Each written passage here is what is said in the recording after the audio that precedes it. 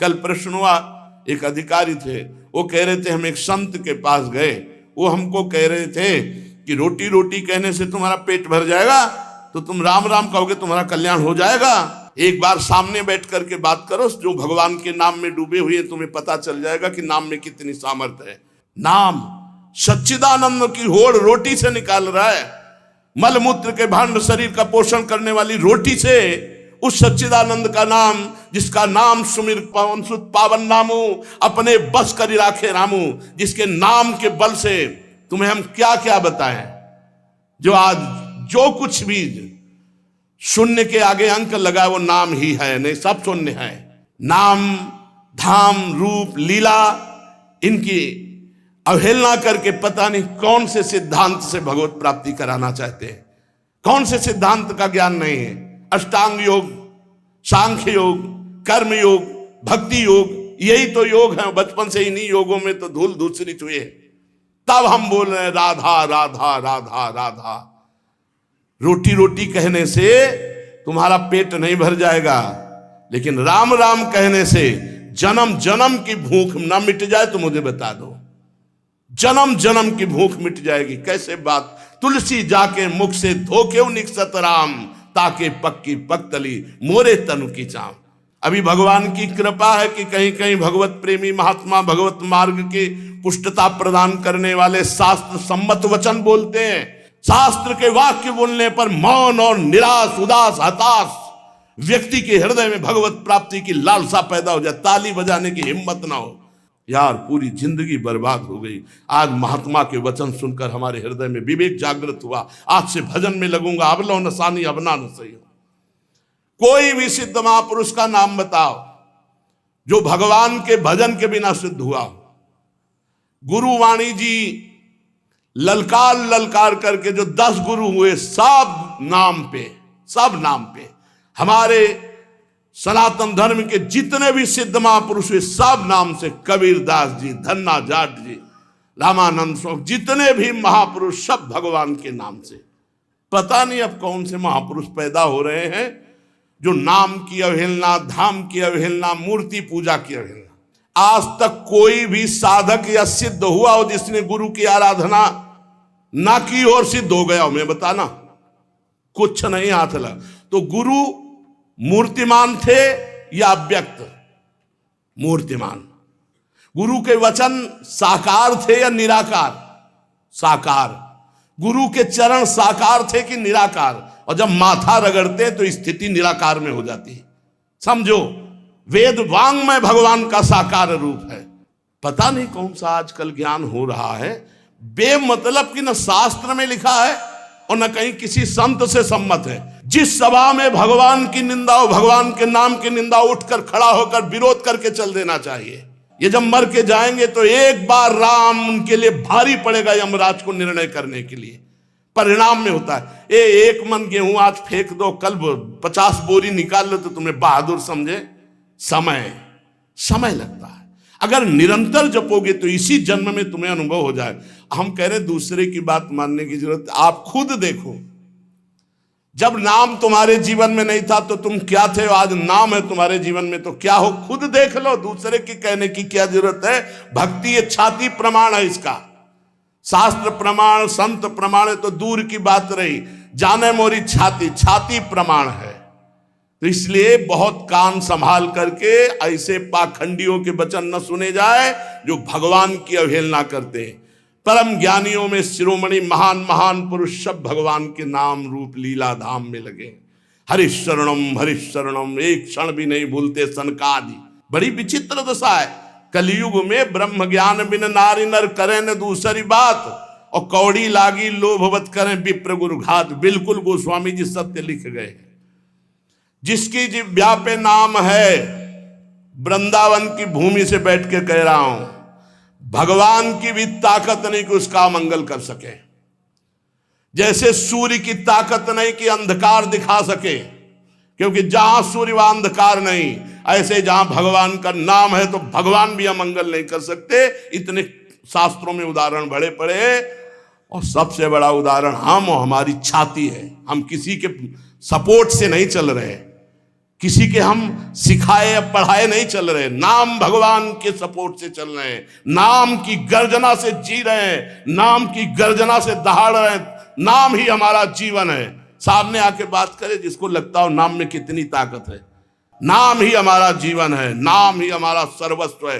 हमें कोई गति नहीं चाहिए, बस हमारे हृदय से नाम चलता रहे। बस पूज्य भाई जी हनुमान प्रसाद प्रबुद्धार जी की परम कृपा, उन्होंने ऐसा ठास के नाम भरा। पूज्य गुरुदेव भगवान जो बचपन से लिए उन्होंने नाम भरा। पूज्य हितजू महाराज क्वाहम तो छा परमधमा प्राण हो गर्भ कर्मा यत तन्नाम स्फुरति महिमा रेश वृंदावनस्य। राधा नाम पूज्य गुरुदेव भगवान, नाम नाम नाम, सबका सार नाम। और जो नाम ना पकड़े तो वो अपने जीवन की हाल देख लेना आगे चल के। और नाम पकड़ लिया तो चाहे कामी हो, चाहे क्रोधी हो, चाहे लोभी हो, चाहे मोही हो। भागवत में लिखा है कि पुत्र के बहाने नारायण बुलाया तो भगवान की प्राप्ति हो गई। अहो वत्सो पचतो गरीयान जिह्वाग्रे वर्तते नाम तुभ्यम। वो चांडाल भी श्रेष्ठ जिसकी जिह्वा पर भगवान का नाम विराजमान है। एक गुरुजी ने कहा चेला को, बहुत दिन से सेवा कर रहा था, क्या चाहिए? गुरुजी जो आप उचित समझो। उसे बहुत गरीब आदमी हूं, आपकी सेवा में लगा। बोले आज वो अमोघ वस्तु देंगे जिसकी समानता त्रिभुवन नहीं कर सकती। जाओ गंगा स्नान करके आओ। गंगा स्नान करके आए। बोले बेटा राम राम राम, किसी से कहना नहीं, बहुत गुप्त चीज, अमूल्य वस्तु। गुरुजी राम राम राम, किसी से कहना नहीं। क्या दिया? चुपचाप अंदर अंदर जपना जी। बाहर गए तो गाय चरा रहे थे लोग। बोले भगत जी राम राम। गुरुजी कह रहे थे बड़ी गुप्त वस्तु है, अमोघ वस्तु, फुसला दिया। ये तो एक चरवाहा बोल रहा है हमसे राम राम, वही गुरुजी ने बोला है राम राम। मतलब ऐसा तो नहीं करना चाहिए इतने बड़े संत को, और हम इतनी सेवा की, हमको फुसला दिया राम राम कह के। दूसरे दिन सेवा में बोले गुरुजी एक बात कहना चाहते। बोले बच्चा बाद में कहना, बहुत जरूरी काम है। वो झोली है, उस झोली में एक वस्तु टंगी है, उसको बेच आओ बाजार में, पर केवल मूल्य भर जानना, बेचना नहीं, खाली वापस आओ, जाओ। वो गुरुजी हमें बात कहने तो बोले तुम्हारी बात जो ही ये काम करके आओगे सो। ले गए तो एक भाटा आलू गाजर बेच रहा था, उससे कहा ये, उसने देखा चमकता हुआ पत्थर, तो बोले 2 किलो बैंगन ले लो। बोले नहीं लाओ।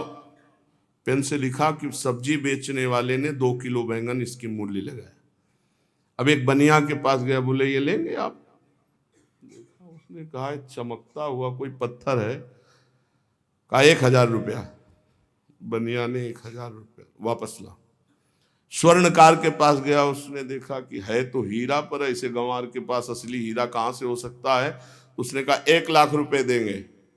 1 लाख रुपए स्वर्णकार ने।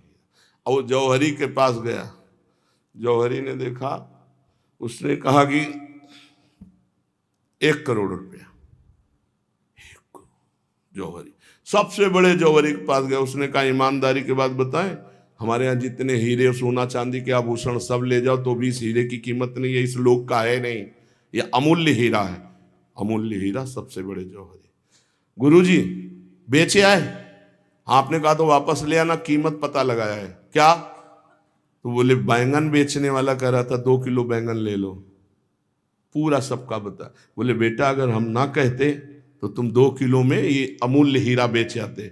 ए बेटा, जैसे इस हीरे की कीमत कोई बड़ा जौहरी जानता है, ऐसे भगवान नाम की कीमत कोई नाम जापक महापुरुष जानता है।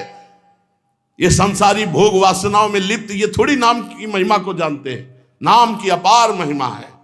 जितना जो नाम जप करेगा उसके अंदर वो प्रकाशित होगा। कलयुग केवल नाम आधारा, सुमिर सुमिर नर उतरे पारा। मान लो हमारी जो मानना है, नाम कृतयुगे ध्यायते विष्णुम तेतायाम यजते मखई द्वापरे परिचर्यायाम कलौ तद्धरि कीर्तनात्। हरेर नामयु हरेर नामयु हरेर नामयु केवलम कलौ नास्तेव नास्तेव नास्तेव गति अन्यथा केवल नाम केवल नाम।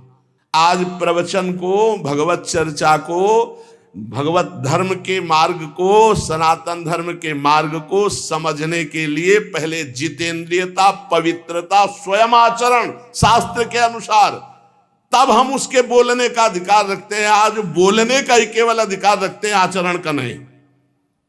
इसीलिए कहते कुछ है, मन में कुछ चल रहा है, करते कुछ है, और जो कहा जाए उसी में चला जाए, वही चरित्र हो, आचरण हो, उसे कहते हैं सच्चा मार्ग का पथिक।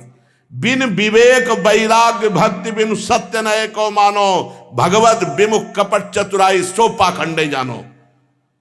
भगवान के नाम की, अरे कैसे हो, पूरे जीवन की बात कह रहा हूं, एक घंटा 2 घंटा पढ़ लिख करके नहीं बोल रहा हूं, पूरे जीवन की बात कह रहा हूं। आप विचार करके देखो, यदि कोई धर्मात्मा पुरुष धर्म का उपदेश धर्म विरुद्ध देता है तो धर्मात्मा है ही नहीं, शास्त्र विरुद्ध देता है तो है ही नहीं। अरे प्रणव से लेकर भगवान के अनंत नाम हैं, और आज तक कोई महात्मा बिना भगवान के नाम के, या कोई गृहस्थ बिना भगवान के नाम के कोई पदवी प्राप्त किया हो तो हमें बता। धर्म विरुद्धता हमारी बुद्धि में वैसे ही है, और धर्म विरुद्ध सपोर्ट मिल जाए तो फिर क्या कहना, मनमानी आचरण करो।